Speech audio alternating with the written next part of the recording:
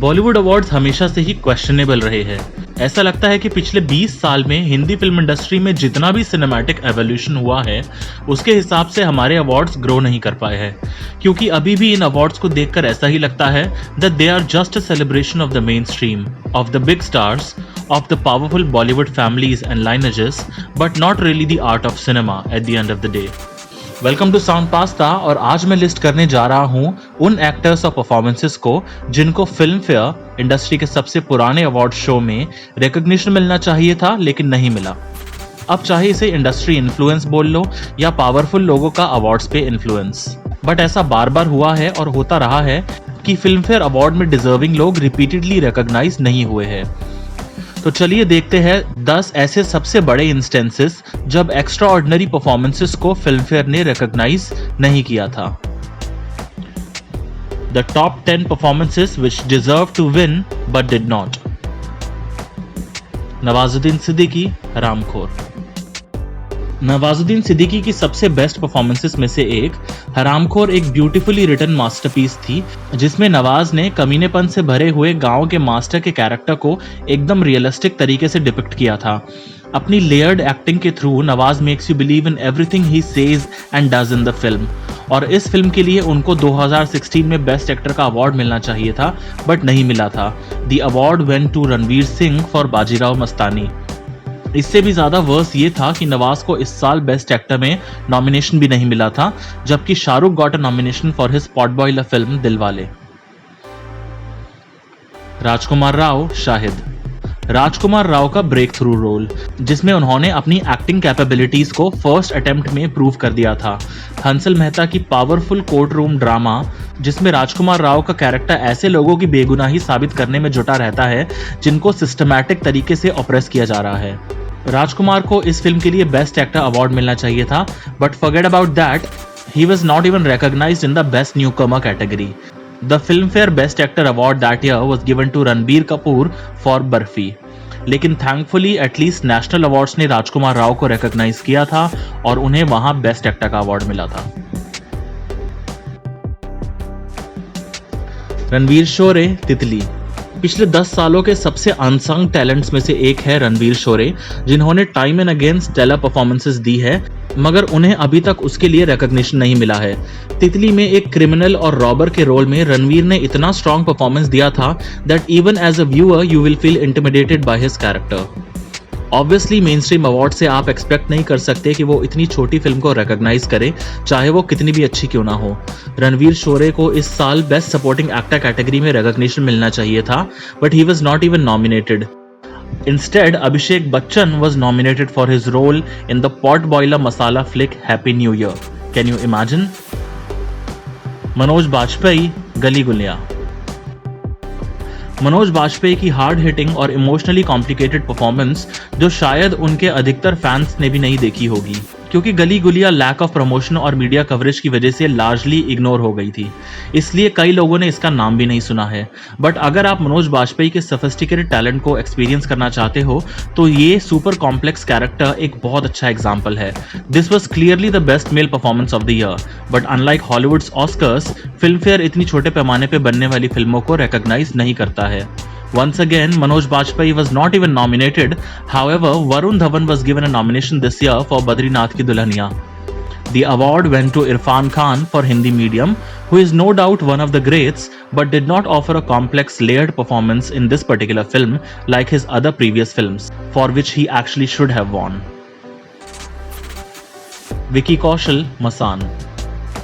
अपनी पहली परफॉर्मेंस में ही विकी कौशल ने इतना हार्ड हिटिंग रोल किया था that he became a critics favourite instantly. अपने बैकग्राउंड को लेकर एक इंटरनल टर्मोइल से जूझते हुए कैसे ये कैरेक्टर मसान यानी कि शमशान के बाहर एक दुनिया बनाने की कोशिश करता है, विकी ने अपनी परफॉर्मेंस में ब्यूटीफुली डिपिक्ट किया था। और ऐसे सोफिस्टिकेटेड ब्रेक थ्रू रोल के बाद फिल्म फेयर अवार्ड्स ने इस साल बेस्ट न्यू कमर अवार्ड दिया था सूरज पंचोली को for the film hero. Irfan Khan, पान सिंह तोमर। इरफान खान के करियर की सबसे एलैबोरेट परफॉर्मेंस और रोल्स में से एक है पान Singh Tomar, and that is saying a lot for an actor who has worked in films like Maqbool and The Namesake। लेकिन पान सिंह तोमर में इरफान ने जो इस एथलीट टर्न डेकॉइट की कमिंग ऑफ एज स्टोरी को बेहद संजीदगी के साथ दिखाया था made him deserving of every award that year. लेकिन अनफॉर्चुनेटली इस साल बेस्ट एक्टर का फिल्म फेयर अवार्ड दिया गया था शाहरुख खान को for the film my name is Khan, which to be honest did not even come close to what Irfan did in this particular film। इससे भी ज्यादा वर्स ये था कि फिल्म फेयर ने तो इरफान को नॉमिनेट भी नहीं किया था and instead they nominated Salman Khan for Dabangg and Ranbir Kapoor for Raajneeti. Manoj Bajpayee Aligarh. Manoj Bajpayee की एक और लेयर्ड परफॉर्मेंस जो ना सिर्फ उनके कैरेक्टर के अंदर घुस जाने की एबिलिटी को शो करती है बट उनकी वर्सेटिलिटी और एक्टिंग रेंज को भी दिखाती है। अलीगढ़ में मनोज बाजपेयी ने रोल प्ले किया था एक यूनिवर्सिटी में पढ़ाने वाले गे प्रोफेसर का, जिसको एक कॉन्स्पिरेसी के चलते उनकी सेक्सुअलिटी की वजह से ब्लैकमेल और इमोशनली टॉर्चर किया जाता है। एक इमोशनली एग्जॉस्टिंग एक्सपीरियंस जिसमें इस लेजेंडरी एक्टर ने जान फूंक दी थी। इस साल फिल्म फेयर ने बेस्ट एक्टर अवार्ड दिया था रणवीर सिंह को for Bajirao Mastani, but in reality nobody deserved it more than Manoj in what can easily be called one of his career best performances. Paresh Rawal, ओए लकी लकी ओए। एक बहुत ही अंडररेटेड एक्टर और उनकी बहुत ही अंडररेटेड परफॉर्मेंस। परेश रावल उन 90s के एक्टर्स में से है जिनको कॉमेडी रोल्स में टाइपकास्ट कर दिया गया था, बट ओए लकी जैसी फिल्म के थ्रू उनके टैलेंट के असली रेंज के बारे में पता चलता है। फिल्म में परेश रावल ने 3 अलग अलग कैरेक्टर्स प्ले किए थे and they were all played to perfection, but his take as Gogi Bhai will always be etched in every cinema lover's memory as one of the most underrated performances of our time. ये film release हुई थी 2008 में और इसके अगले साल best actor का award मिला था ऋतिक रोशन को जोधा अकबर के लिए, who came nowhere close to this masterpiece and who won only because he was a part of a film that was made on a huge scale and production। लेकिन अगर award नहीं दिया तो एटलीस्ट नॉमिनेट करके recognise ही कर देते, but film fair ने तो वो भी नहीं किया। इंस्टेड बेस्ट एक्टर की कैटेगरी में इस लेवल की परफॉर्मेंस की जगह थे अभिषेक बच्चन फिल्म दोस्ताना के लिए और अक्षय कुमार सिंह इज किंग के लिए। Can it get any verse?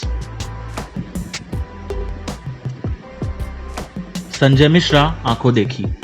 Thank God for the revolution in Indian cinema and the mindsets of Indian audiences in the last 10-15 years. We have seen talents like Sanjay Mishra thrive and be successful simply because they have been acknowledged and accepted by the audiences. चाहे उन्हें award circuit में वो acceptance ना मिली हो। 2014 में release हुई आंखों देखी में संजय मिश्रा की परफॉर्मेंस और उनका कैरेक्टर ही इस फिल्म का हार्ट एंड सोल था, and it was assisted by a spectacular cast which acted equally brilliantly. लेकिन संजय मिश्रा की इस कैप्टिवेटिंग और अंडरस्लेटेड परफॉर्मेंस के लिए उन्हें मिलना चाहिए था 2015 का best actor award, because there was simply no one else who was better than him that year. And once again, Filmfare did not even nominate him and nominated Hrithik Roshan for Bang Bang instead because they obviously thought that he was better than him. Anupam Kher, Khosla का घोसला। कमल किशोर खोसला के ये character और performance Anupam Kher के सबसे accomplished roles में से एक है। Anupam was the leading star of the film and everything revolved around him.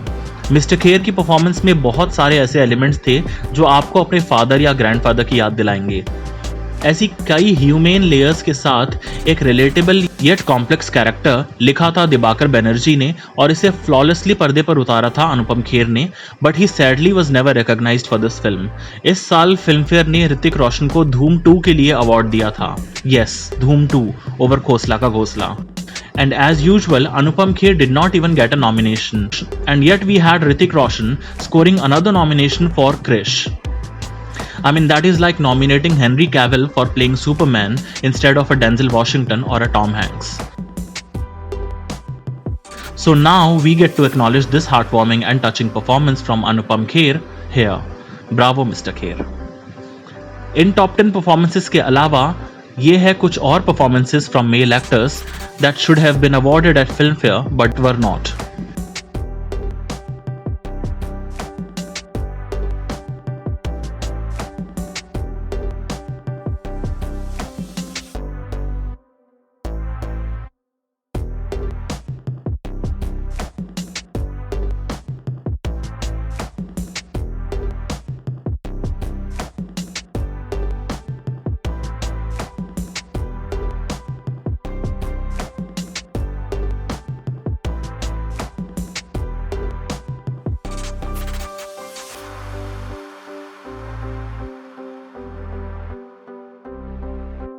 So let me know what you thought of our compilation.